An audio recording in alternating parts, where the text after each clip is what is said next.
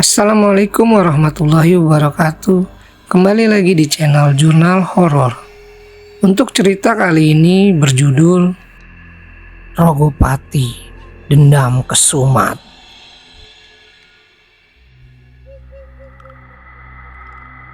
Hamparan ladang hijau yang ditumbuhi berbagai macam sayur mayur terpampang di hadapanku. Hembusan angin yang memudarkan lamunanku. Setelah sekian lama aku pergi ke kota untuk menyembuhkan trauma dalam diriku mengenai desa ini.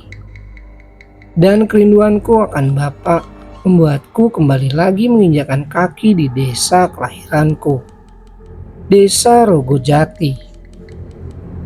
Perkenalkan, namaku Chandramaya, nama pemberian mendiang kakekku.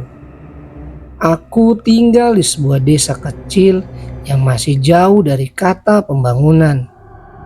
Desaku dikelilingi hutan yang sangat rimbun. Meskipun desa kecil, namun desaku terbilang cukup makmur. Karena profesi warga desa di tempatku tinggal adalah petani. Jadi, kami tidak pernah kekurangan bahan pangan. Uang. Di desa ini, uang merupakan barang yang langka. Warga desa masih banyak yang menggunakan sistem barter untuk mendapatkan suatu barang. Rogojati adalah nama desaku, desa yang menjadi tanah kelahiranku dan menjadi tempatku hidup hingga sekarang. Aku anak tunggal yang dimiliki bapak dan ibuku. Di balik desaku yang subur dan makmur, ada seorang pemimpin yang terkenal akan kekejaman dan kebengisannya.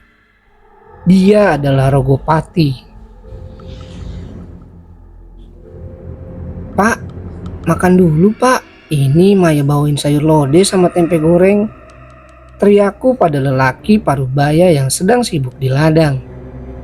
Dia adalah bapakku, Pak Mahdi. Ladang yang digarap ayahku masih milik keluargaku. Bapakku tidak pernah mau menjual ladang peninggalan kakekku kepada Tuan Rogo. Meski ia berkali-kali memaksa bapak untuk menjualnya. Sebentar lagi bapak selesai. Kamu siapkan dulu. Jangan lupa, berikan sebagian bekalnya kepada Toha dan Bu Rumini. Iya pak. Bapak memang selalu memintaku memberikan bekal yang aku kirimkan kepada Bu Rumini dan anaknya yang bernama Toha.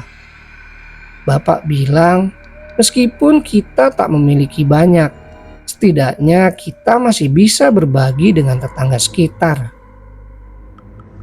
Setelah selesai menyiapkan makanan untuk Bapak, aku pamit untuk pergi ke ladang tempat Bu Rumini bekerja.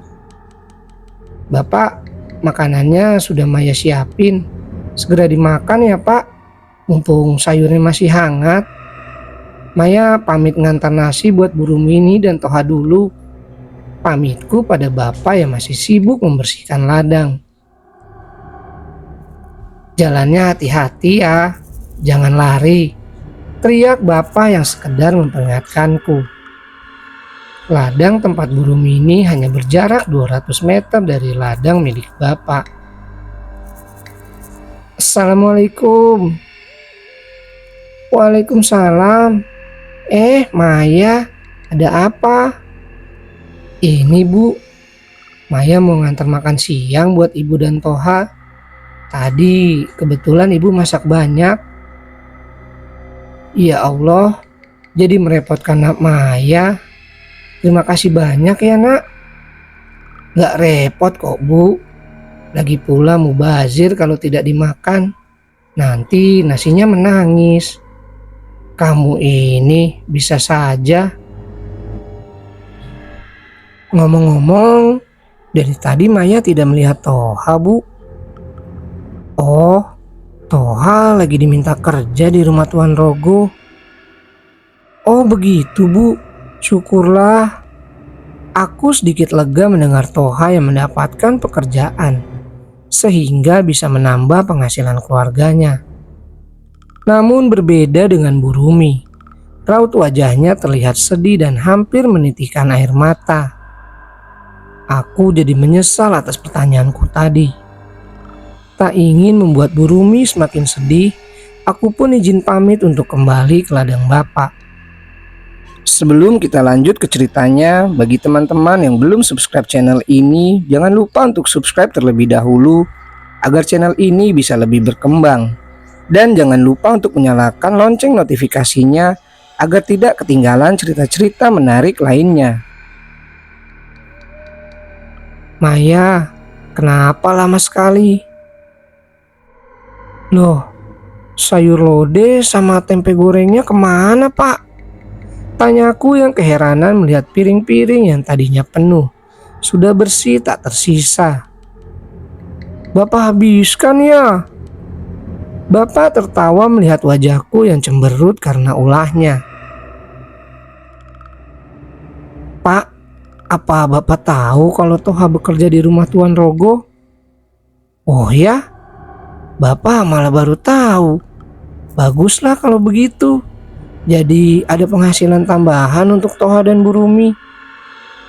Tapi Pak, tadi waktu Maya tanya soal Toha, tiba-tiba saja wajah Bu Rumi terlihat sedih.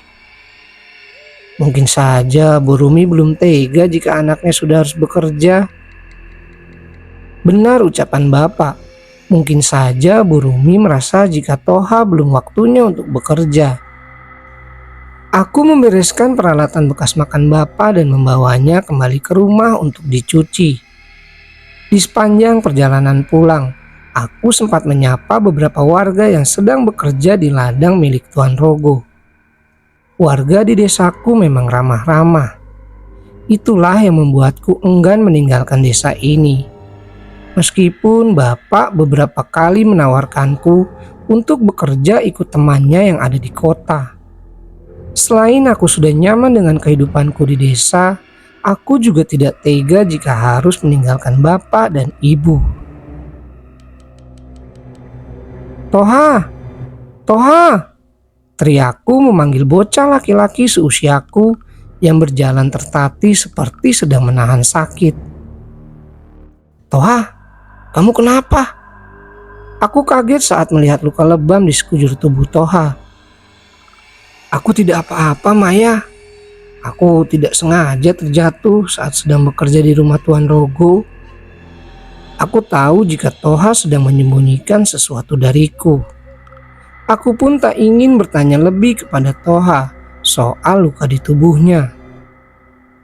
Toha, apa kamu sudah makan? Aku mengambil nasi yang tadi kubungkus dan satu buah tempe goreng. Toha menggeleng. Aku memberikan bungkus nasi itu kepada Toha dan mengajaknya duduk di pos kamling. Terima kasih ya Maya. Kenapa tidak dimakan nasinya? Maaf, cuma sisa satu tempe goreng saja. Sayur lodehnya sudah dihabisin sama bapak. Ucapku yang merasa tidak enak. Enggak Maya, nasi ini sudah lebih dari cukup. Tapi aku akan memberikannya pada ibu. Aku terharu mendengar ucapan Toha. Aku tak menyangka jika Toha seperhatian itu kepada ibunya. Memang sudah sepatutnya jika Toha bersikap seperti itu. Karena hanya Bu Rumi yang ia punya.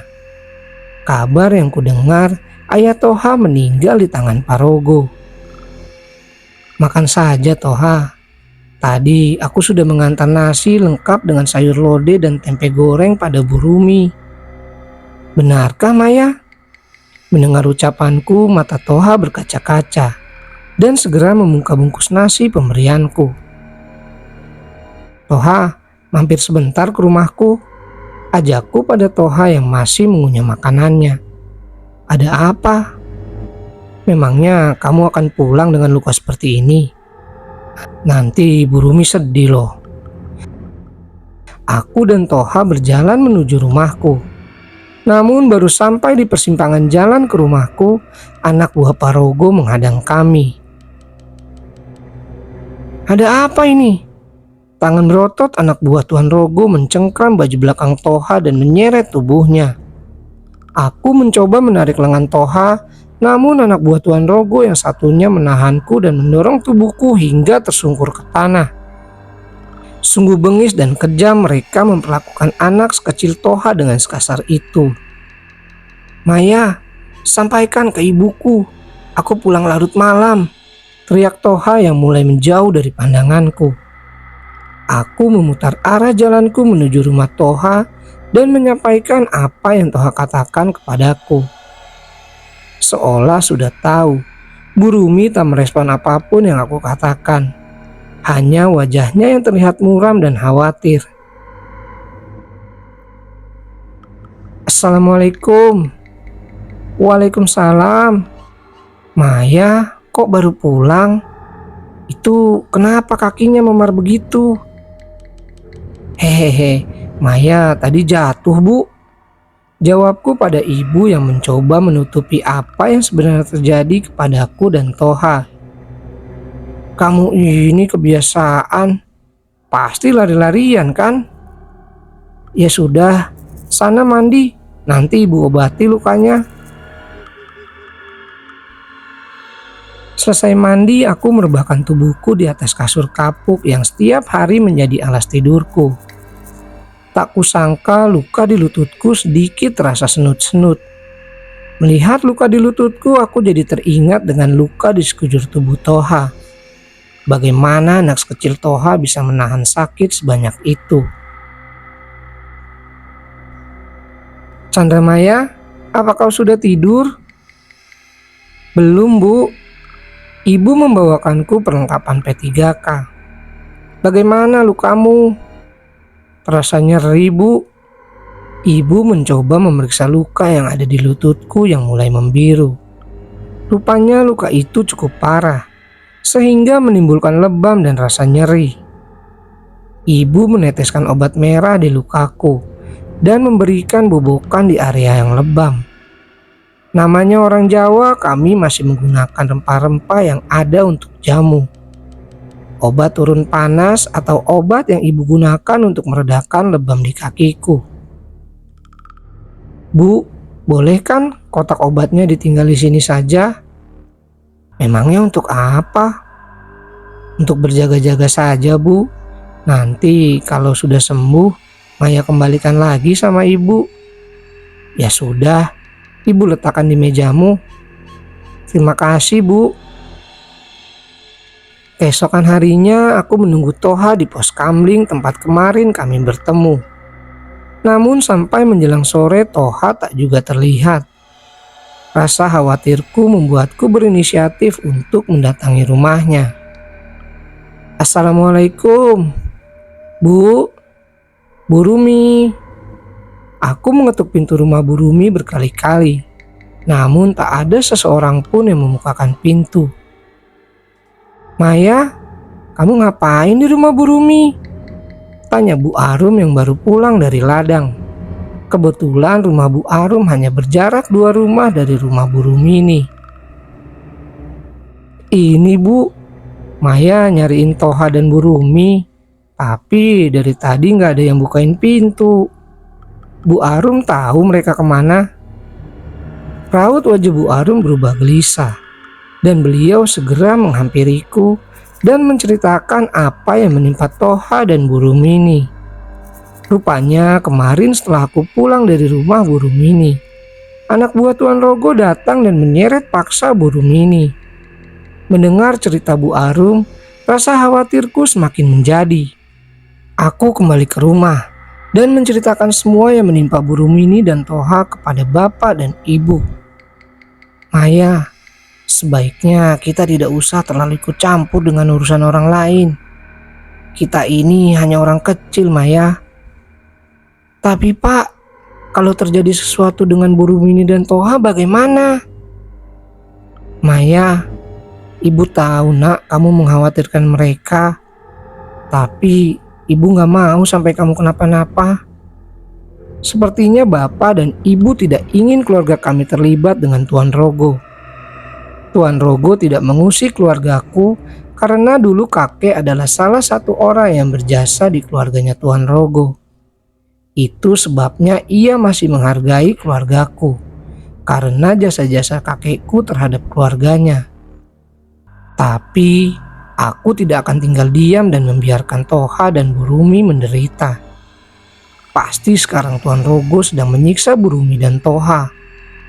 Apa yang harus kulakukan untuk menyelamatkan Toha dan Burumi? Ampun Tuan, tolong jangan pukul ibu saya Tuan. Lepaskan ibu saya Tuan, saya mohon. Toha berlutut di kaki Tuan Rogo. Cetar, cetar. Ini adalah hukuman yang pantas untuk orang miskin seperti kalian. Suara cambuk yang dipukulkan ke tubuh Burumi. Dengan keji dan tanpa ampun, Tuan Rogo memukulkan cambuknya ke tubuh Burumi yang sudah penuh dengan luka memar, serta darah yang terus mengalir dari mulut dan hidung Burumi. Tolong Tuan, hentikan. Jangan bunuh ibu saya. Saya mohon Tuan, lepaskan ibu saya. Duh! Singkirkan tangan kotormu dari kakiku. Tendangan kaki Tuan Rogo melepaskan tubuh Toha tersungkur ke tanah. Burumi dengan sisa tenaganya merangkak menghampiri tubuh anaknya. Toha, Toha, bangun nak, jangan tinggalkan ibu nak. Tangisan Burumi pecah saat melihat Toha tak sadarkan diri. Darah mengalir dari pelipis kanannya. Dasar manusia tak berguna. Cuih! Burumi mencoba menahan darah yang mengalir dari pelipis Toha dengan merobek jariknya dan melilitkan di kepala Toha. Tepat tengah malam, Toha baru sadarkan diri. Bu, ibu, nak, akhirnya kamu sadar juga. Ibu gak apa-apa. Ibu gak apa-apa nak. Toha, dengarkan ibu. Kamu harus pergi dari sini nak. Tidak bu, Toha tidak akan meninggalkan ibu sendirian di sini. Dengarkan ibu nak. Kamu harus tetap hidup Toha untuk membalaskan dendam bapak dan ibu kepada keparat itu. Tapi bu, balaskan dendam ibu dan bapakmu nak. Burumi mengalihkan perhatian para anak buah Tuan Rogo.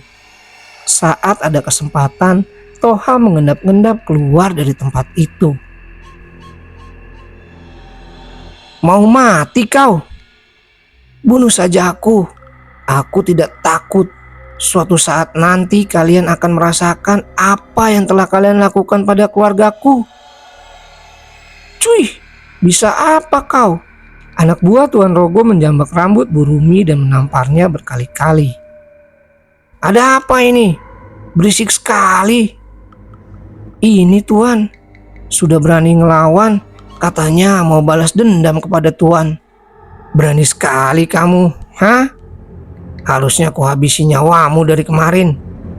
Tuan Rogo mengambil parang, menjambak kepala Burumi dan menebaskan parangnya hingga kepala Burumi terpisah dari tubuhnya. Hahaha. Tawa puas terdengar dari Tuan Rogo dan anak buahnya.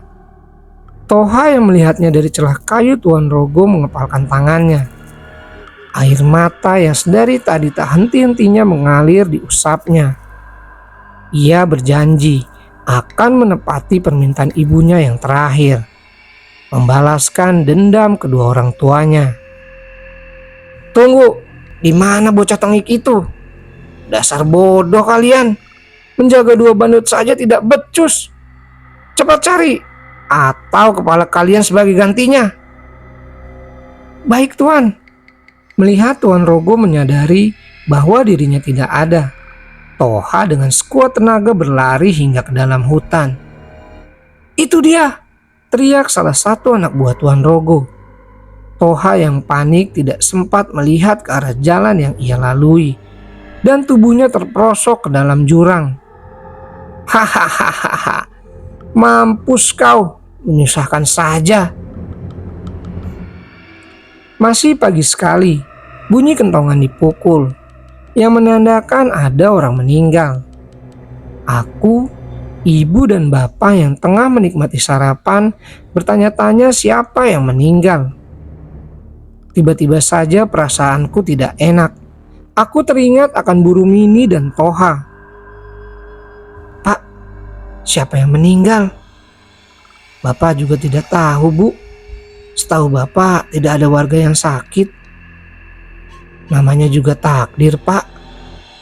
Ya sudah, kalau begitu Bapak keluar dulu ya, Bu, untuk memastikan dan sekaligus membantu pemakaman.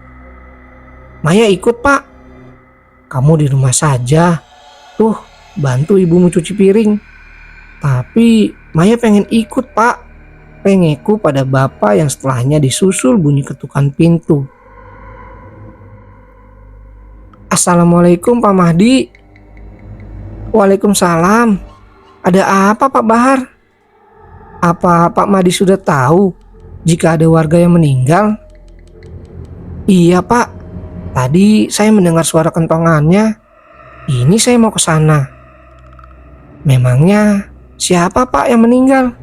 Tanyaku penasaran. Kalau dari desas-desus warga sih katanya Bu Rumini yang meninggal. Sekarang jenazahnya ada di balai desa. Jantungku seperti berhenti berdetak. Apa yang kutakutkan terjadi? Tanpa pikir panjang aku segera berlari ke balai desa. Tak kuhiraukan kakiku yang masih terasa nyeri. Maya! Teriak bapak memanggilku. Tapi tak sedikit pun aku menoleh dan berniat kembali ke rumah. Aku menerobos kerumunan warga yang mengelilingi jenazah Bu Rumi yang tertutup kain putih. Dengan tangan gemetar, aku memberanikan diriku untuk membuka penutup kain itu. Mengerikan. Apa yang aku lihat sangat-sangat mengerikan. Kepala Bu Rumi putus dan di sekujur tubuhnya penuh dengan luka memar. Pandanganku kabur dan kesadaranku mulai menghilang. Mengapa ada manusia yang disebut Tuan Rogo? Yang sejatinya apa yang ia perbuat bukan lagi perbuatan manusia, tapi lebih tepatnya iblis. Maya, kamu gak apa-apa? Ibu, kenapa Maya ada di rumah? Kamu tadi pingsan, bapak yang bawa kamu pulang. Lagian kamu ngapain melihat jenazah Bu Rumi? Ini tehnya diminum mumpung masih hangat. Mendengar jenazah Bu Rumi membuat ingatanku akan jenazah Bu Rumi teringat kembali. Sudah, jangan diingat-ingat. Doakan Bu Rumi semoga tenang di sisinya. Aku teringat Toha. Tadi di balai desa aku tidak menemukan keberadaan Toha. Bagaimana dengan Toha? Apa yang terjadi dengan Toha? Apa Toha baik-baik saja? Atau Toha juga bernasib sama dengan Bu Rumi? Kamu memikirkan apa, Maya? Toha, Bu. Bagaimana dengan Toha? Kalau kata Bapak, tadi keberadaan Toha belum ada yang tahu. Bisa saja Toha masih di rumah Tuan Rogo. Tapi nggak ada yang tahu pastinya.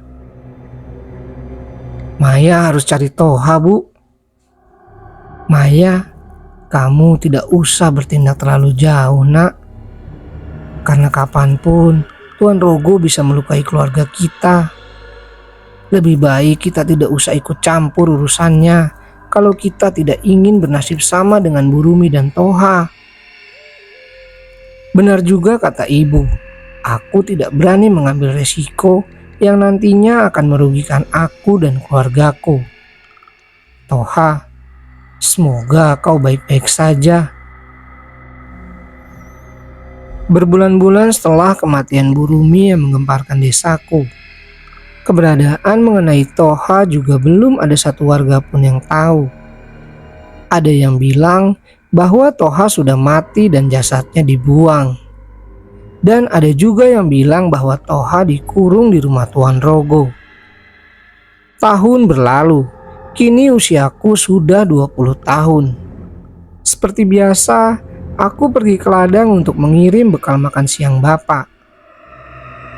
Bapak, makan dulu. Ini Maya bawakan sayur lodeh dan gereh pete, teriakku pada bapak yang masih sibuk di ladang. Siapin dulu, sebentar lagi bapak selesai. Aku segera menyiapkan nasi ke atas piring, lengkap dengan sayur lodeh dan gereh pete kesukaan bapak, dan menuangkan segelas air untuk minum bapak. Pak, itu kok yang di sebelah sayurannya pada mati?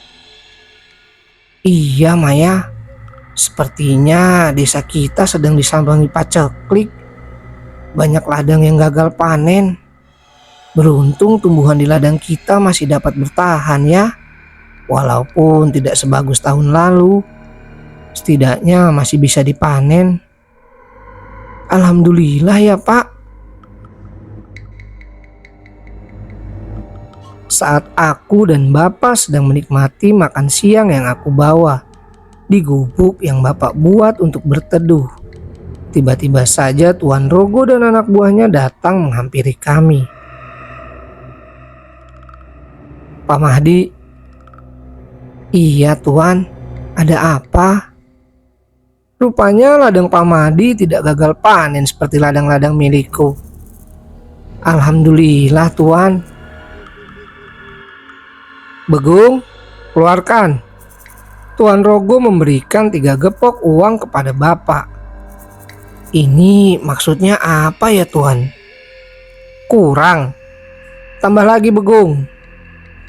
Cukup Tuan. Tapi mohon maaf, saya tidak berniat untuk menjual ladang milik saya. Ini ladang satu-satunya yang saya punya Tuan. Mahdi, kamu bisa bekerja dengan saya. Saya akan kasih upah kamu lebih dari buruh yang lain. Maaf Tuan, tapi saya tidak akan pernah menjual ladang ini kepada siapapun.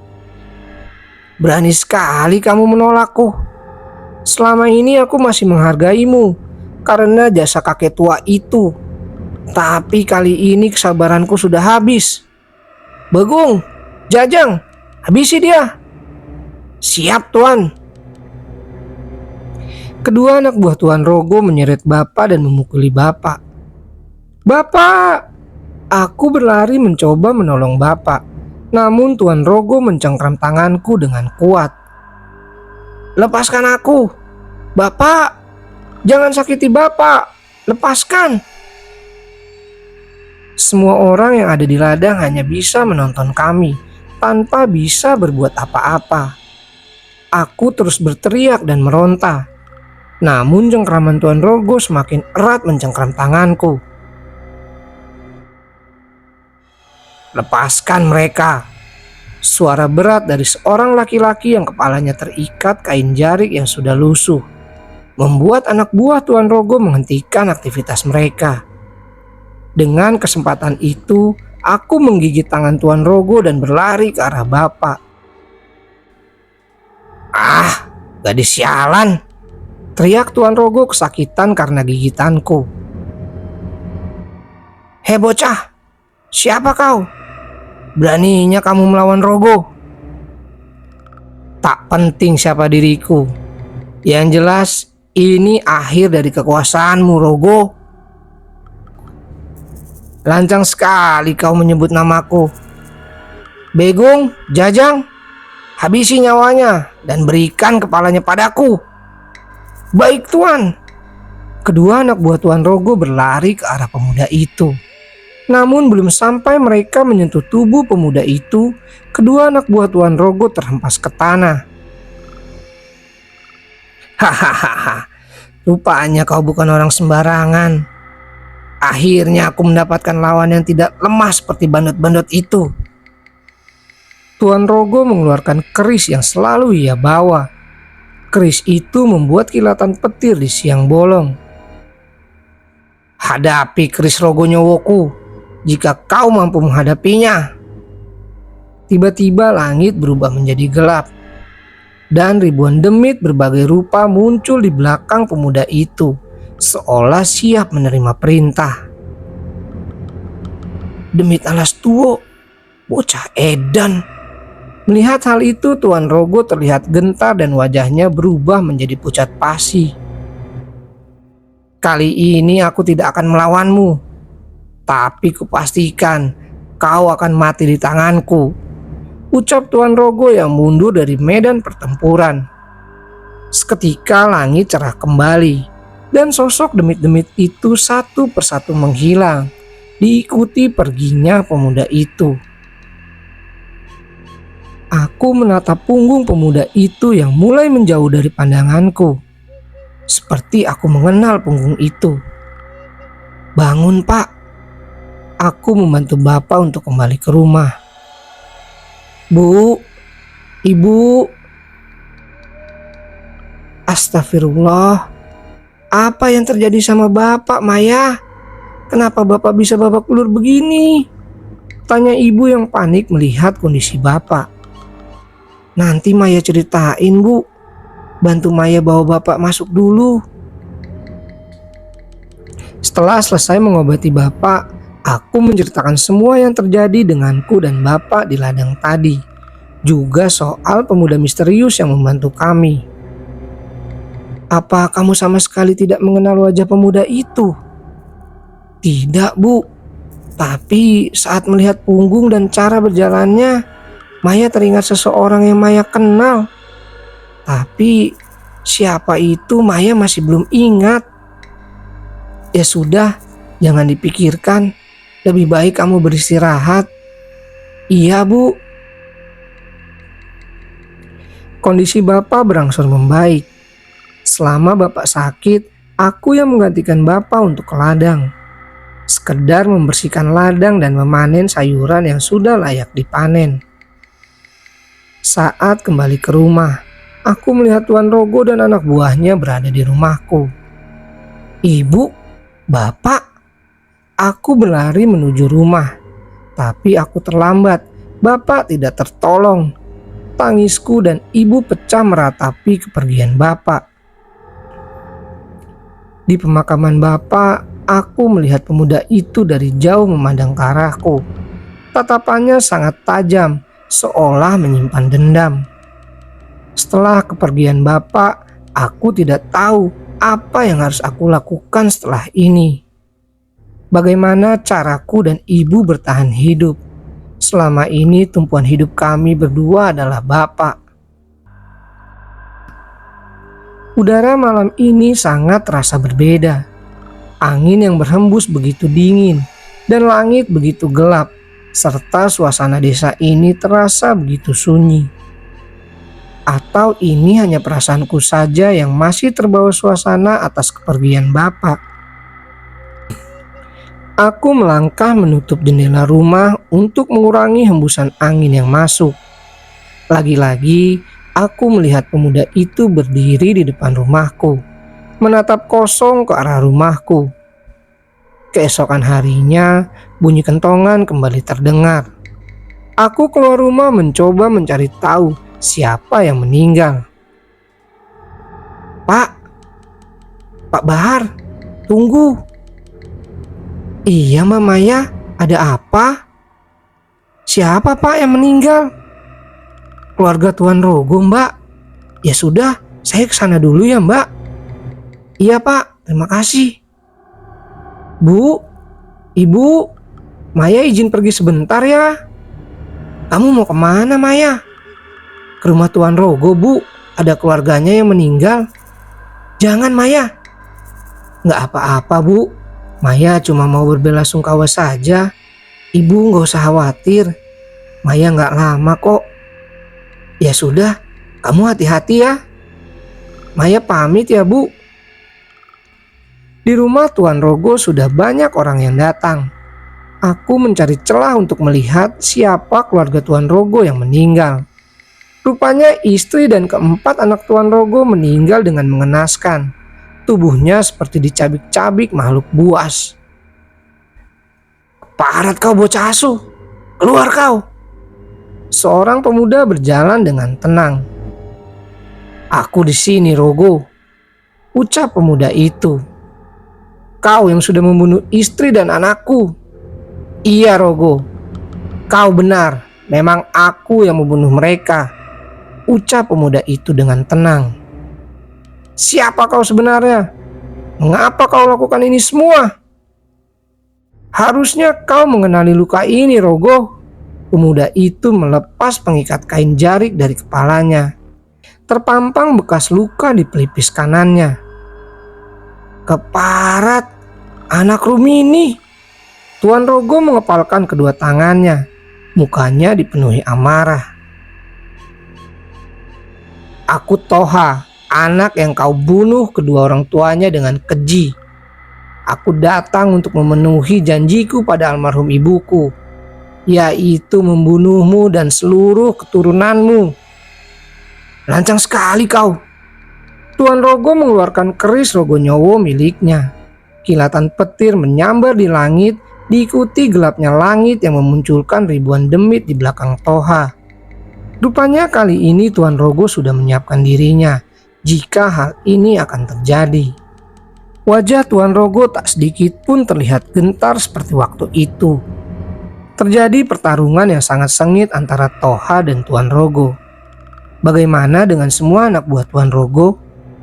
Mereka hanya menjadi mainan bagi para demit, dan dengan mudahnya para demit menghabisi nyawa anak buah Tuan Rogo. Tuan Rogo kewalahan menghadapi Toha. Bahkan dukun yang selama ini dipercaya Tuan Rogo mati dengan mudahnya di tangan Toha. Di kondisi yang terdesak, Tuan Rogo menghampiriku, meletakkan kerisnya tepat di leherku dan menjadikanku pancingan untuk membuat Toha mundur. Namun Toha tak gentar dengan ancaman Tuan Rogo. Kedua mata Toha menghitam, seolah tubuhnya sudah bersatu dengan demit-demit yang mengikutinya. Aku mencoba membaca situasi. Saat Tuan Rogo lengah, aku menggigit lengannya seperti waktu itu, walaupun ujung kerisnya berhasil merobek lenganku. Toha segera menyerang tubuh Tuan Rogo dan mencabik-cabik tubuhnya tanpa ampun. Begitu juga dengan demit-demit itu yang menikmati setiap teriakan Tuan Rogo yang kesakitan. Aku memang menginginkan Toha teman kecilku kembali, namun tidak dengan ilmu hitamnya.